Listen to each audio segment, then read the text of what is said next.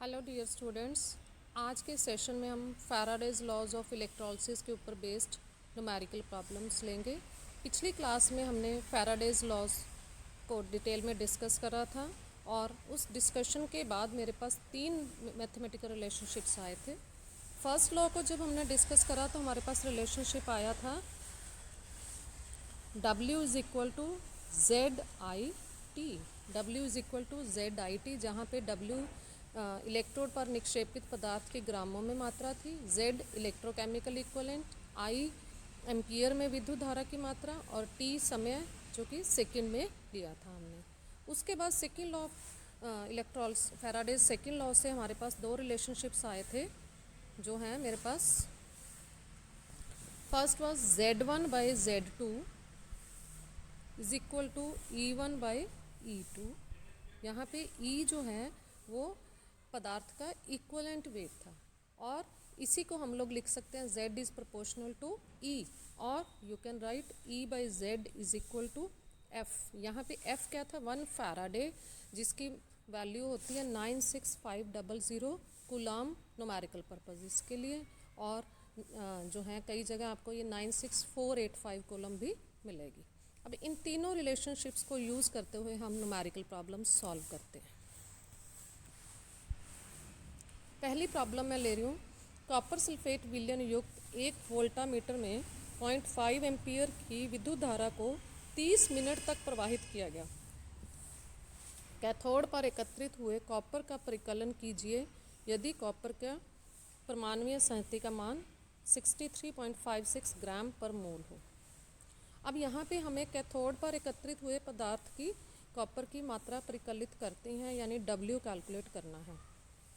W is equal to Z I T, but यहाँ हमें Z directly नहीं दिया गया है, तो हम Z को जो है वो फार्मूला जो है second law of electrolysis use करते हुए वहाँ से कैलकुलेट कर लेंगे। Z जो है मेरे पास इलेक्ट्रोकेमिकल इक्वलेंट को हम E को M बाई N भी लिख सकते हैं, तो मैं Z is equal to M by N F. Z is equal to जो है यहाँ पे M बाई एन एफ, क्योंकि हमारे पास रिलेशन था Z is equal to E by F, और हमने अभी लिखा था कि F is equal to E by Z और Z is equal to E by F. तो अब E की जगह हमने पुट कर दिया M by N. M molecular mass हो गया और N जो है वो उसके ऊपर वैलेंसी होगी। कॉपर के ऊपर वैलेंसी 2 होती है, तो इसलिए N की स्मॉल n की वैल्यू 2 हो जाएगी, और M हमें गिवन ही है कि 63.56। तो अब ये सारी वैल्यूज़ हमारे पास आ गई हैं। I is equal to 0.5 ampere है, T3 जो है मेरे पास 30 मिनट्स हैं, तो उसको 1800 सेकेंड लिख लेते हैं हम। तो अब ये सभी वैल्यूज़ यहाँ अगर मैं पुट कर दूँ और फिर न्यूमेरिकली इसको सॉल्व करूँ कैलकुलेशन वर्क, तो मेरे पास आंसर आ रहा है 2.9644 इंटू 10⁻⁻4 की। अब हम लोग एक और न्यूमेरिकल लेते हैं। एक श्रेणी में रखे हुए धातु X के विलयन व जिंक सल्फेट के विलयन में प्लैटिनम इलेक्ट्रोड लगाकर विद्युत धारा को प्रवाहित किया गया। कुछ समय पश्चात X के 0.348 ग्राम व जिंक के 1.264 ग्राम एकत्रित हुए। X के तुल्यांकी भार का परिकलन कीजिए यदि जिंक का तुल्यांकी भार 32.7 हो। तो यहाँ अब हम लोग जो है फैराडे का सेकेंड लॉ यूज़ करेंगे, जिसकी हमने डेफिनेशन लिखी थी W1 by W2 is equal to E1 by E2। जब जो है श्रेणी में रखे हुए हैं दोनों सॉल्यूशंस, तो इनमें विद्युत की सेम मात्रा प्रवाहित हो रही है, Q की वैल्यू या IT की वैल्यू सेम है, तो सेकेंड लॉ कहता है कि एकत्रित हुए पदार्थ की मात्रा उसके तुल्यांकी संहति के समानुपाती होती है। तो यहाँ से मेरे पास अब मैं X जो है विलयन उसके लिए सिंबल 1 यूज़ कर रही हूँ, जिंक के लिए सिंबल 2 जो है उसकी जगह जिंक यूज़ कर रही हूँ, तो मेरे पास एक्सप्रेशन बन गया ये जिंक X का तुल्यांकी भार अपॉन जिंक का तुल्यांकी भार बराबर है X की एकत्रित मात्रा अपॉन जिंक की एकत्रित मात्रा। अब हमें यहाँ सीधा सीधा सब कुछ दिया हुआ है, हम मान पुट करते हैं और यहाँ से X का तुल्यांकी भार कैलकुलेट कर लेते हैं, जो कि आ रहा है 9 आंसर आ रहा है। तो इस तरह से सिंपल जो है न्यूमेरिकल है ये सेकेंड लॉ के ऊपर बेस्ड। एक और न्यूमेरिकल देखते हैं। KCl विलयन से 30 मिनट में 15 ग्राम क्लोरीन प्राप्त करने के लिए आवश्यक धारा की मात्रा एम्पियर में ज्ञात कीजिए। क्लोरीन का परमाणु भार 35.5 है। अब यहाँ पे देखिए आप, Z हमें सीधा ना देके जो है वो परमाणु भार उसका दिया गया है, और यहाँ पे जो है परमाणु भार और तुल्यांकी भार क्लोरीन का एक समान होता है। दैट मीन्स हमें तुल्यांकी भार दिया गया है, तो अगर तुल्यांकी भार दिया हो तो हम Z जो है वो कैलकुलेट कर सकते हैं फ्रॉम द रिलेशनशिप E/F से। तो ये हमने E की वैल्यू पुट कर दी, ये F की वैल्यू पुट कर दी, तो मेरे पास Z की वैल्यू आ जाएगी।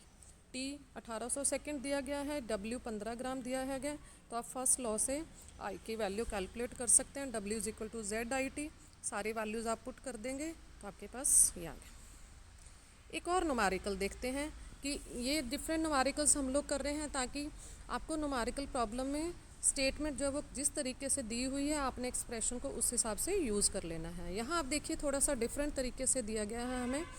एक धातु के तल जिसका क्षेत्रफल 80 सेंटीमीटर स्क्वायर है, उस पर सिल्वर की 0.0005 सेंटीमीटर मोटी परत जमाने के लिए सिल्वर नाइट्रेट के विलयन में 3 एम्पीयर धारा को कितने समय तक प्रवाहित करना होगा।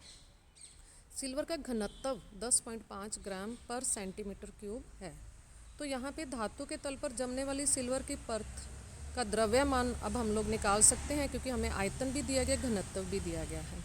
तो घनत्व द्रव्यमान अपॉन आयतन होता है, यहाँ से द्रव्यमान निकल जाएगा हमारे पास। आयतन, परत का आयतन जो है वो क्या होगा, क्षेत्रफल इंटू परत की मोटाई। तो ये जो है हम लोग इस तरीके से द्रव्यमान हमने कैलकुलेट कर लिया, ये सारी वैल्यूज़ पुट करके जो मेरे पास आ गया 0.42 आ गया। और अब जो है ये मात्रा W आप देखिए आपको डायरेक्ट नहीं दिया गया था, इस तरीके से दिया गया था, तो W आपने कैलकुलेट किया 0.42। अब जो है न्यूमेरिकल एकदम सिंपल हो गया। Z जैसे हमने ऊपर कैलकुलेट करा था उसी तरह तुल्यांकी भार अपॉन F फैराडे की वैल्यू पुट करके कैलकुलेट किया है। I 3 एम्पियर दिया गया है, तो समय यहाँ से कैलकुलेट हो जाएगा। सारी कैलकुलेशन करने के बाद समय का मान आ रहा है 125.09 सेकेंड। तो इस तरह अलग अलग न्यूमेरिकल्स में आप देख रहे हैं कि जो है हमें डाटा जो है वो अलग अलग लैंग्वेज में दिया होगा।